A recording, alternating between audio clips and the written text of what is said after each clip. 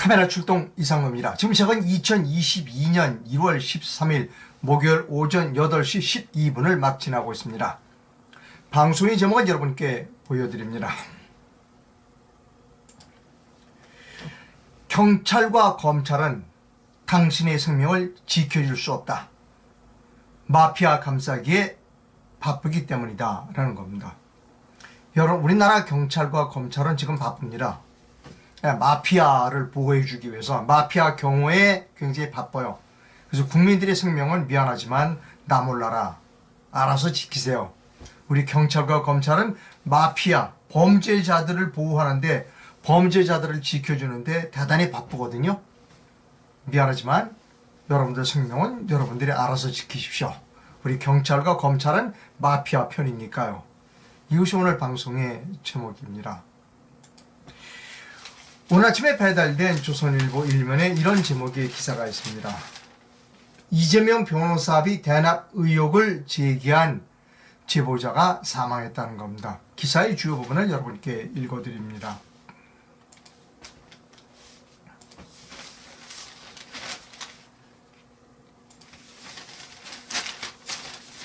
민주당 이재명 대선 후보의 변호사비 대납 의혹을 제기했던 이모 씨가 지난 11일 밤 숨진 채 발견됐다.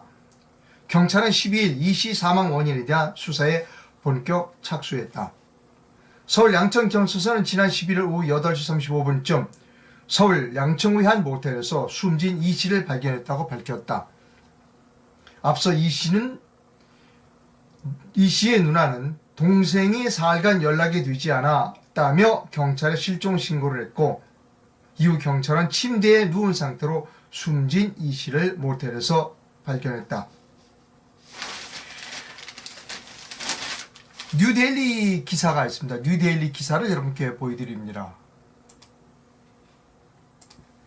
뉴데일리는 이렇게 보도하고 있습니다. 숨진 채 발견된 이병철 씨, 그분이 성함이 이병철 씨라고 그러네요. 조선일보는 그냥 이 씨라고만 했는데, 숨진 채 발견된 이병철 씨의 유족이 민주당과 이재명 진영으로부터 압력을 받았다는 겁니다.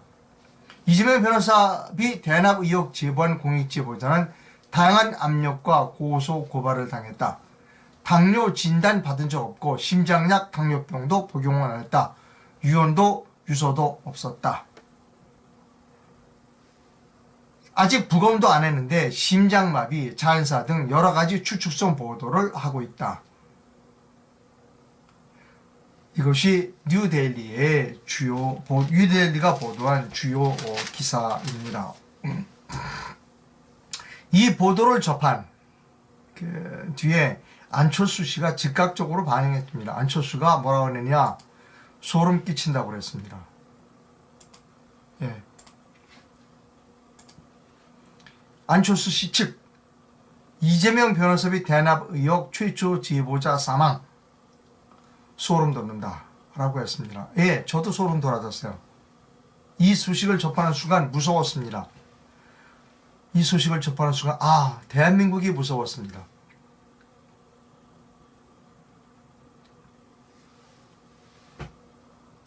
페이스북에 올라와 있는 시민들 반응을 좀 살펴보도록 하겠습니다. 대한민국 시민들은, 힘없는 대한민국 서민들은 어떻게 생각하고 있는지를 여러분께 몇 개만 보여드리도록 하겠습니다.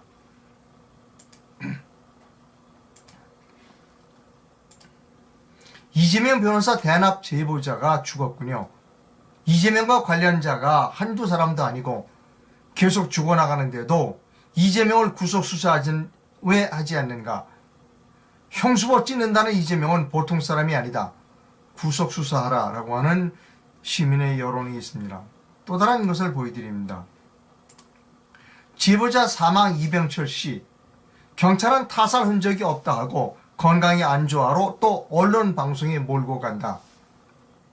건강 안 좋은 사람이 집엔 안 가고 3일간 행방불명 모텔에서 숨지는가?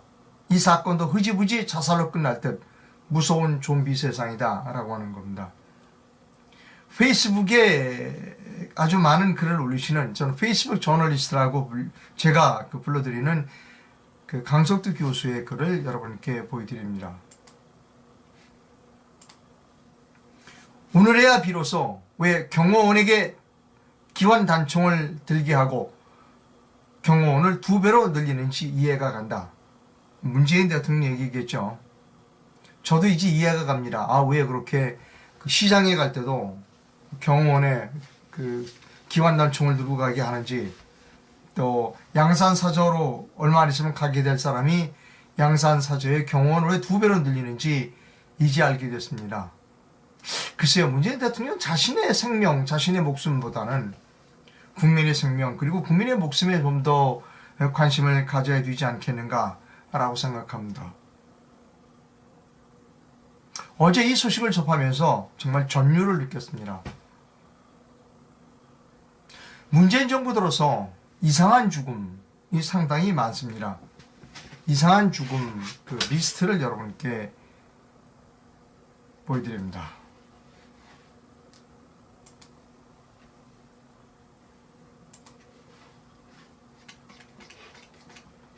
자, 버닝썬 관련 마약을 수사하던 경찰이 죽었습니다. 비트코인 담당 간부가 설 연휴 중 과로사로 의문사했습니다. 금융투자협회장 폭로를 앞두고 의문사했습니다. 상상인 저축은행 대출 담당자가 죽었습니다. 이재수 전 기무사 사령관이 투신 자살했습니다. 조진래 전 국회의원이 자살했습니다. 변창훈 검사가 자살했습니다. 노회찬 국회의원이 숨진 채 발견됐습니다. 23사단 초석 금의병이 자살했습니다. 정두원 국회의원이 자살했습니다. 조국 가족 펀드 수사 참고인이 자살했습니다. 청와대 민정비서관실 소속 검찰 출신 행정관이 숨진 채 발견됐습니다. 코로나 담당 법무부 직원이 한강에 투신했습니다.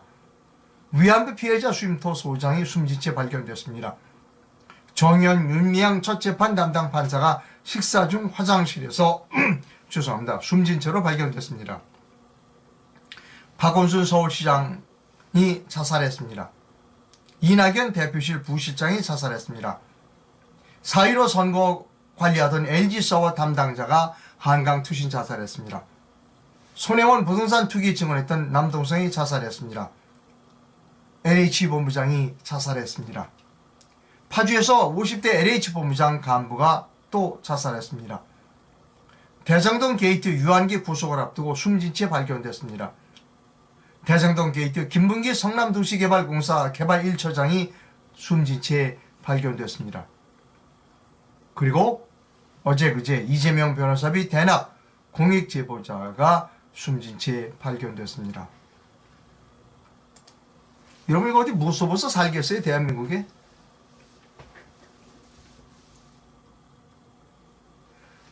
문재인 대통령은 뭐 한 번도 경험해보지 못한 나라를 만들겠다고 그랬잖아요. 이거 한 번도 경험해보지 못한 마피아 나라 아닙니까? 도대체 경찰과 검찰은 뭐 하는 거예요? 국민이 이렇게 죽어가는데, 의문사를 당하는데, 도대체 그 사람들은 뭐 하는 사람들인가요? 경찰과 검찰은? 오늘 동아일보가 이런 사설을 실었습니다.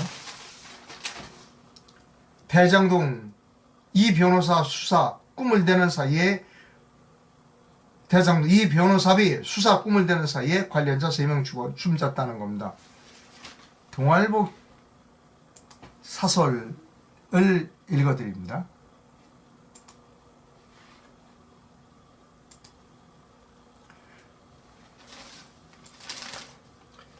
더불어민주당 이재명 대선 후보의 변호사비 대납 의혹 사건의 제보자 이모 씨가 그제 숨진 채 발견됐다.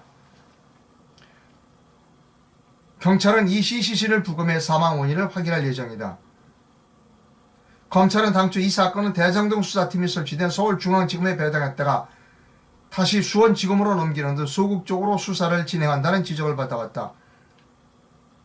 A 변호사를 비롯해 약 30명 규모인 이 후보 선거법 위반 사건 변호인들에 대한 소환 조사도 이루어지지 않았다. 검찰이 늑장을 부리는 동안 수사에 단초가 된 녹취록의 당사자가 사망함에 따라 수사에 차질을 빚을 가능성을 배제할 수 없다는 겁니다. 대장동 사건의 윗선에 대한 수사도 사정이 비슷하다. 주요 부분을 커다란 활자로 옮겨 놓았습니다. 사설의 주요 부분을 커다란 활자로 옮겨 놓았습니다.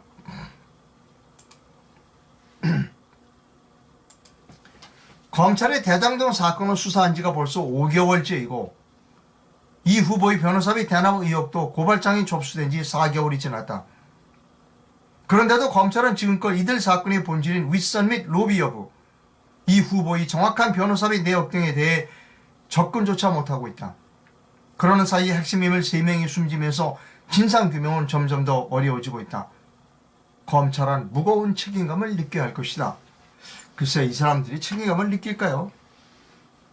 검찰은 무거운 책임감을 느껴야 할 것이다. 글쎄요, 이 검찰이 책임감을 느낄까요? 이 책임 없는 당국자들이. 검찰은 자기 책임 아닐 거라고 그럽니다. 그럼 검찰과 경찰이 국민의 재산과 생명을 지켜주지 않으면 누가 지켜야 하나요? 문재인 씨 본인은 뭐 경원에다 기관총도 이렇게 들게 하고 뭐 양산 사저도 철옹성처럼 지었고 그 경비 인력도 둘로 늘렸다고 그랬으니 경원 인력도 둘로 늘렸다고 했으니까 문재인 씨는 안전하겠죠. 국민은 어떻게 하나요? 정말 저는 무서워요. 그렇게 이재명 씨 성남 시장 뭐 이런 거 할 때 왜 이렇게 정신병원에 입원한 사람이 많아요? 저는 그 정신병원에 입원한 사람은 전수조사해야 된다고 생각합니다. 왜 정신병원에 입원하게 되는지 그 경위에 대하여 저는 전수조사를 해야 한다고 생각합니다.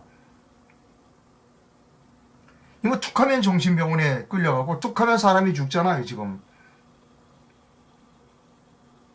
경찰과 검찰은 뭐하는 집단이에요 그 사람들.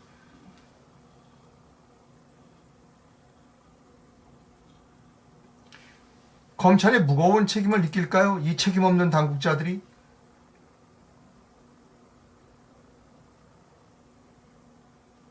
도대체 이 사람들을 우리가 월급을 줘야 할 이유가 있습니까?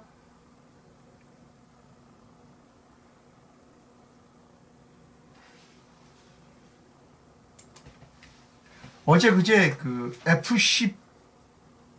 F-15기인가요? 비행기가 떨어져서 사람이 조종사가 죽었습니다. 36년 된 기체래요. 엉뚱한 데 돈 쓰고 전투기는 안 바꿔주는 거예요. 저는 이런 사람 월급 뺏어서 검사들 월급 뺏어서 전투기 사는 데 써야 된다고 생각합니다. 도대체 이 사람들 월급을 왜 주고 앉아 있어요 지금 우리가?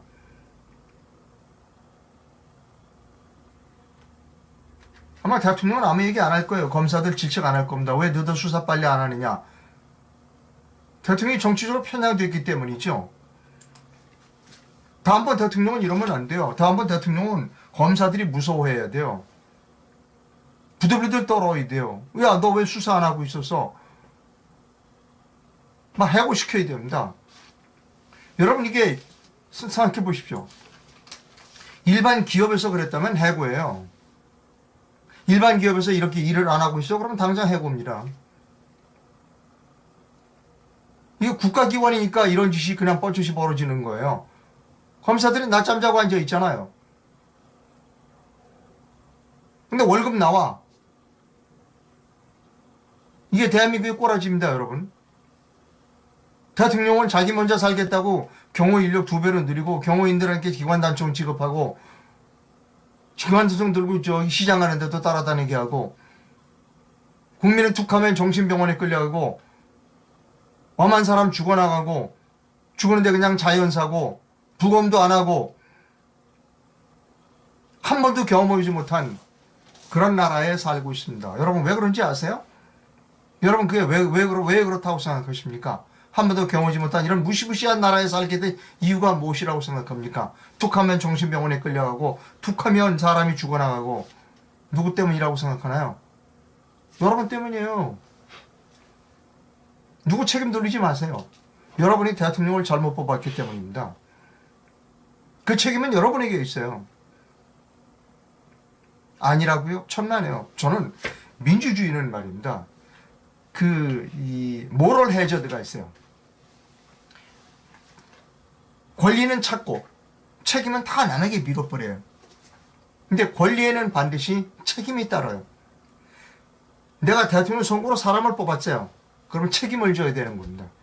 문재인에게 표를 찍은 사람은 문재인의 책임을 져야 될 의무를 가지고 있어요. 근데 몰라, 나는 아니야, 나 속았어, 그러면 안 되는 거예요. 난 안 속았습니다. 좀 여러분, 저는 문재인에 속지 않았어요. 저는 2016년 2011년 초에 광화문 촛불광장에 나가지 말라고 그랬어요. 사람들 속지 말라고 그랬습니다. 그 광장에는 속인 사람과 속은 사람만 있다, 나가지 말라고 그랬어요. 근데 꾸역꾸역 나가더라고요. MBCG 후배들은 거의 중계차 대놓고 24시간 방송을 하는 거예요. 그 거짓 그 광란을 보도하는 겁니다. 중계차를 대놓고. 사람들이 그거 보고 환호했어요. 그 결과가 여러분, 이 무시무시한 결과를 낳는 겁니다. 툭하면 정신병원에 끌려가고, 툭하면 사람이 죽어요. 소름 끼치지 않아요? 이런 소름 끼치는 나라를 만든 게 누구냐고요? 당신이에요. 여러분, 바로 우리 국민입니다. 대한민국 국민이 그런 소름 끼치는 나라를 만든 거예요. 거짓말하지 마세요. 남에게 책임을 돌리려고 생각하지 마세요. 여러분들이 표를 잘못 찍었기 때문이에요. 문재인에게 표를 찍었던 사람이 이 책임을 져야 하는 거예요. 누구는 손가락을 잘라라고 그러더라고요. 아니에요. 저는 손가락을 자르면 안 돼요. 그 손가락을 이번에는 다르게 사용해야 돼요. 손가락 자르지 마세요. 그 사람들. 이번에는 제대로 투표를 해야 돼요.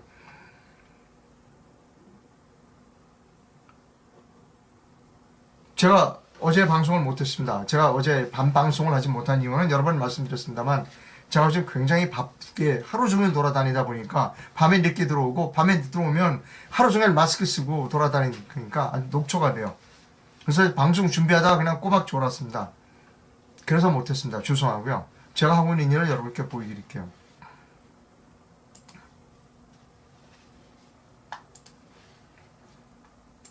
이게 뭐 며칠 됐습니다만 그런 큰 차이는 없습니다. 이 여론조사가. 이재명의 38%예요. 정권 제출을 원하는 사람이 정권 제출, 다시 정권을 뺏기지 않았으면 좋겠다는 사람이 39%입니다.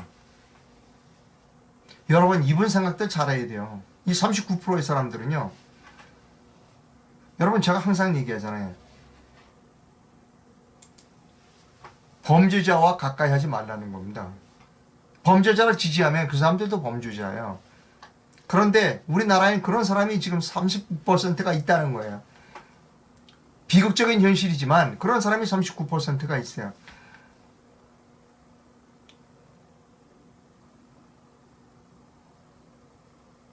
그런데 윤석열과 안철수가 좀 떠요. 합쳐봐서 37%밖에 안 돼요. 그런데 안 돼. 정권을 바꿔야 된다고 생각하면 55%인 겁니다. 이 둘이 합쳐서는 안 돼요. 악한 사람을 당할 수가 없어요. 또 하나, 이 사람도 악하지 않다고 얘기할 수 없어요. 이 사람은 이 사람보다 더 할지도 몰라요. 멀쩡하게 증거를 조작해서 대통령을 탄핵시킨 사람이 이 사람이에요. 수많은 사람, 5명을 자살에 이르게 한 사람이 이 사람이에요. 끔찍스러운 나라입니다. 우리나라는. 끔찍스러운 나라예요. 근데 이 사람 아니면 이 사람을 찍어야 되는데, 이 사람 아니면 이 사람을 찍어야 되는데, 이 사람 안 찍으면 이 사람 안 찍으면 막 욕을 해. 나쁜 놈이라고. 끔찍스러운 나라입니다. 끔찍스러운 나라예요. 어찌됐든 우파라고 하니까 이 둘이 합쳐가 37%밖에 안 돼요. 그러면 어떡하나? 정권교체에서 55% 표를 가지고 와야죠. 그렇게 해서 지금 이거를 이렇게 55%를 만들려고 노력하는 사람이 없어요. 대한민국에. 저밖에 없습니다. 둘 합쳐봐야 37%밖에 안 돼요. 정권 교체로서는 55%가 돼야 돼요. 이 정통 우파, 소위 태극기를 들었고 그리고 탄핵이 잘못됐다라고 주장하시는 이분들이 보강해 주지 않으면 55%가 될 수 없어요. 내가 이분들 합치시오. 합치자는 분도 있어요. 적극적으로 합치자. 근데 안 돼요. 나 싫어. 나는 우리 내 당원이 4, 50만 명 돼. 나는 다른 사람하고 합치기 싫어. 나 혼자 할 거야. 라고 하는 사람이 있다는 거예요. 나는 이 사람들하고 합치지 이쪽 사람들하고 합치기 싫어. 라고 한다는 것입니다. 아, 나는 공약이 너무 훌륭해. 내 공약에 수긍을 해. 인정하면 내가 만나줄게. 이런 사람도 있어요. 이분들이 합치기는 어려워요. 그럼 어떡하냐? 포기해야 되느냐? 아니요, 포기할 수 없죠. 그래요? 그러면 이분들 중에서 누가 지금 국민들의 지지를 가장 많이 받고 있는지를 알 필요가 있다는 거예요. 여론조사를 해야죠. 근데 안 해줘. 조중동이 안 해줘. 내가 껴달라고 그러는데 안 해줘. 안 껴줘, 이분들은. 조중동은 이분들이 이름이 거론되는 게 불편해. 왜? 자기들이 탄핵의 주동 세력이니까. 그러니까 안 넣어줘. 여론조사에. 그러니까 여론조사 할 수가 없어. 누가 이분들 중에 누가 제일 지지도가 높은지 알 방법이 없어요.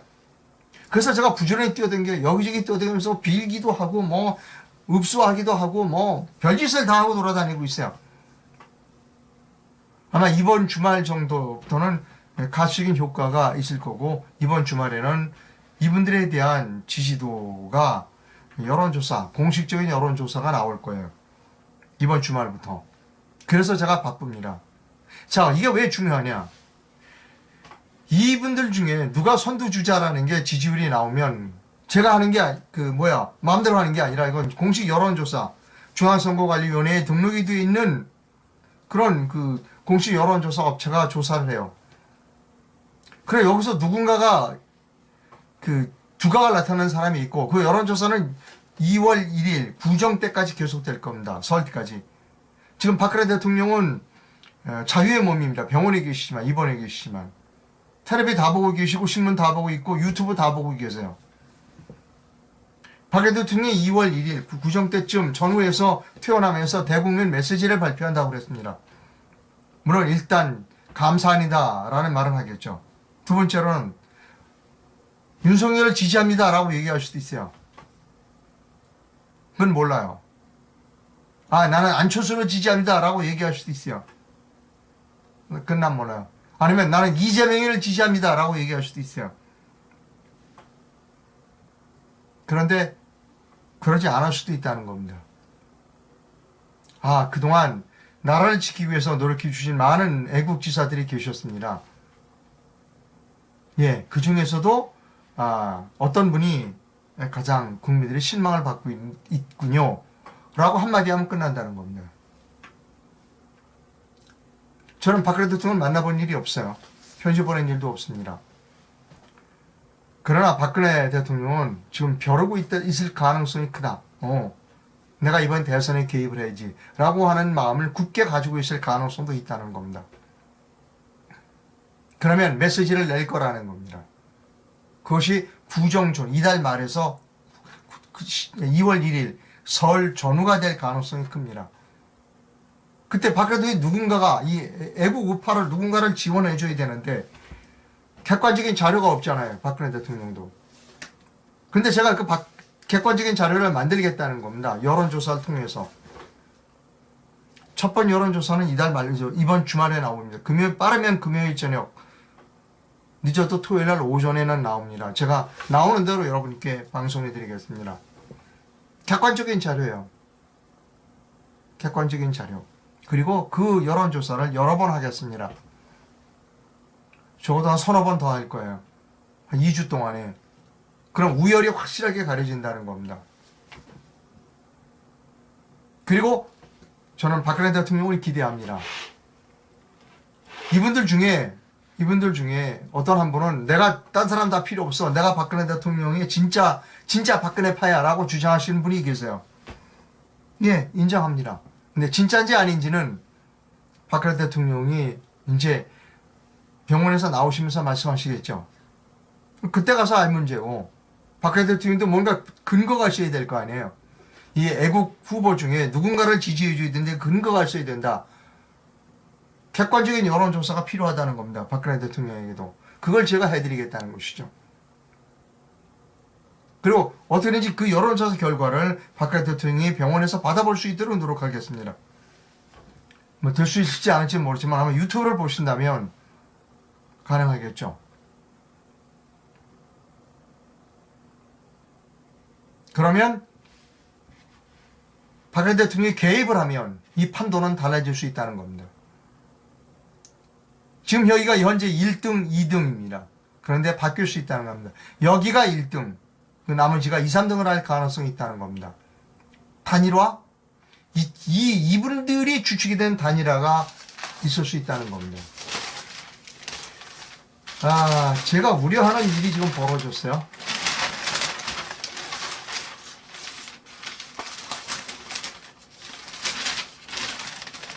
네. 신문에 찾는데 오늘 조선일보 광고입니다. 제가 찾아놨는데요. 중앙일보였나요? 뭐 여러 군데 다 놨는데. 여기 있습니다. 제가 우려하는 일이 지금 벌어지고 있어요.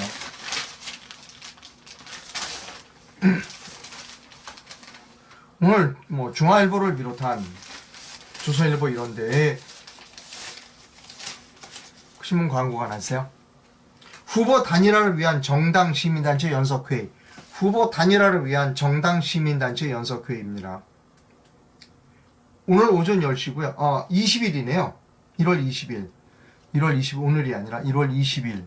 예. 다음 주 목요일입니다. 일주일 후네요. 장소는 그랜드 워커힐이고요.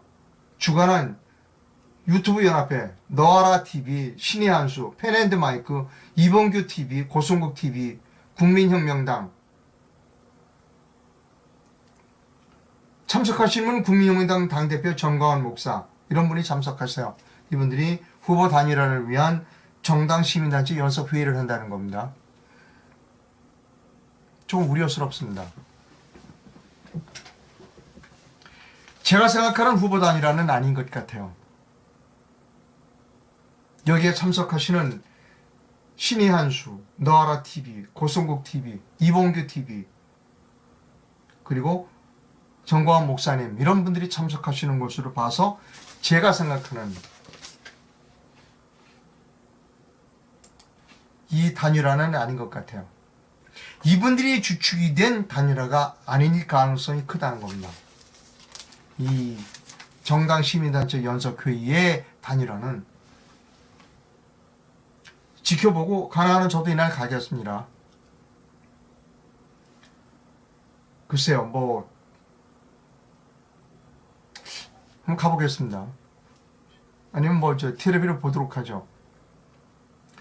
제가 우려하는 바 너아라TV, 신의한 주관이 너아라TV, 신의한수, 펜앤마이크, 이봉규, 고성국, 국민혁명당 이들이 주관하는 이 후보 단일화에 매우 우려를 하고 있다 하는 겁니다.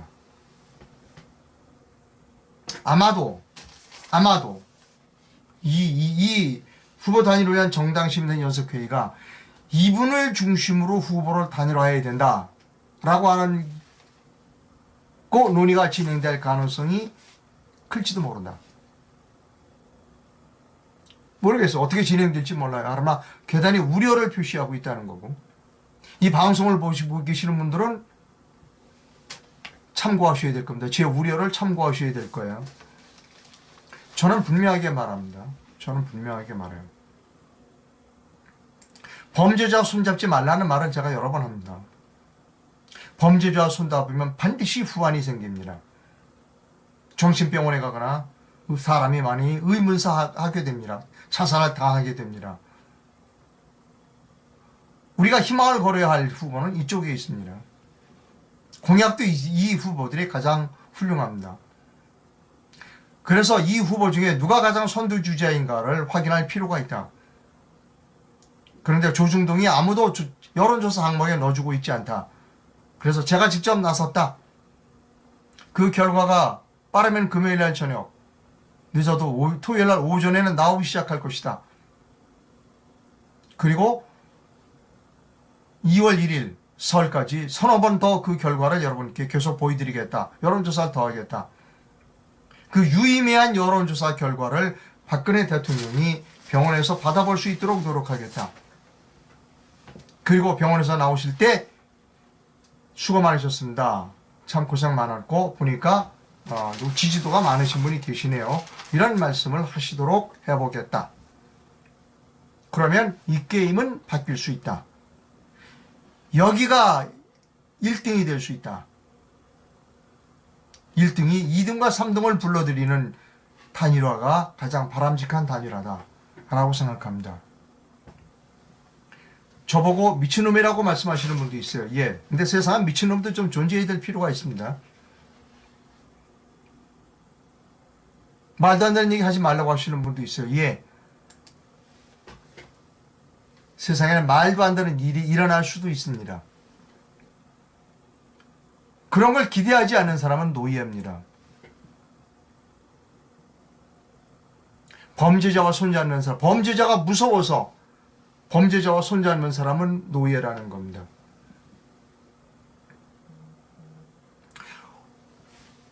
어제 그제 그 변호사비 대납 의혹을 제기한 그 제보자가 죽었어요. 만약 그것이 타살이라면 왜 타살인지 왜 타살이 이루어졌을까? 라고 생각해 보지 않으셨습니까? 만약 그것이 타살이라면 그것이 사람이 죽은 게 발견되면 후보에게 불리하겠죠.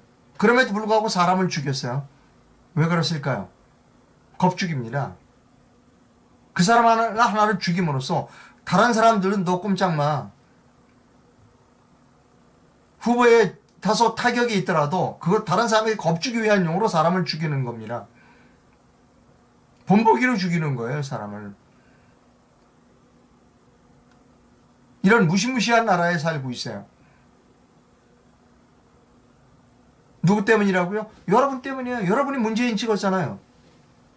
근데 또 이재명 찍으려고 그러고 또 윤석열 찍으려고 그러는 거예요, 지금. 특히 우파라고 지도자라고 했던 사람이 윤석열이 안 찍으면 안 돼. 너 나쁜 놈이야. 이상훈은 너 나쁜 놈이야. 라고 얘기를 한다는 것이죠. 멍청한 놈이야. 라고 이야기를 한다는 것이죠. 예, 나빠도 좋고 멍청해도 좋아요. 저는 한 일을 하겠습니다. 저는 노예가 되기 싫어요. 저는 범죄자와 손잡지 않겠습니다. 여러분, 저 독립 언론인입니다. 그리고 책임을 회피하지 마십시오, 여러분. 비겁한 짓이에요. 나라가 이 모양 이 꼬라지로 된 것은 여러분이 속았기 때문에, 문재인에게 속았기 때문에, 촛불에 속았기 때문에. 저는 안 속았어요. 왜 속고 있어요? 또 속아요?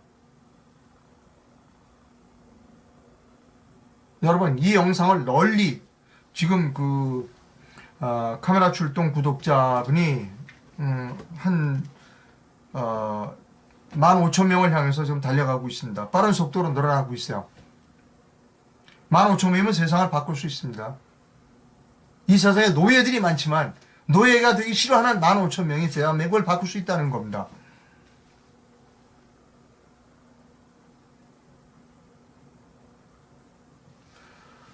이 영상을 널리 알려주시고요. 그 다음에 이런 활동을 하는데 절장적 후원도 필요합니다. 예. 지금 열심히 돌아다니고 있고요. 저 다치면 안 됩니다. 그래서 횡단보도 걸을 때 조심하고 있고 마스크 꼭 쓰고 다니고 점심은 2그릇씩 먹습니다. 아무도 이런 일을 안 하잖아요. 저밖에 안 합니다. 그래서 제가 다치면 안 돼요. 그래서 기도하고 다닙니다. 하나님, 제가 3월 9일까지 코로나 걸리지 않게 해주십시오. 라고 기도합니다. 제가 좀 무식하거든요. 딴 사람 말도 잘 안 들어요. 하겠습니다. 댓글로 많은 견해들이 들어오고 있습니다. 자기가 어떤 후보를 좋아하는 것은 굉장히 좋습니다. 특히 아까 말씀드렸던 이 애국 후보들, 난 누구를 지지한다. 매우 그런 의견 표현은 매우 좋습니다. 근데 객관적인 자료를 받아보겠습니다. 객관적으로 누가 국민들이 지지를 많이 받고 있는지를 받아보는 일을 지금 하고 있고, 아까 말씀드렸듯이 빠르면 금요일 저녁, 늦으면 토요일 그 결과가 나오기 시작해서 구정천까지 계속 여러 번 여론조사를 하겠습니다. 예, 방송 시청해 주셔서 감사하고요. 소름 끼치는 나라에 살고 있습니다.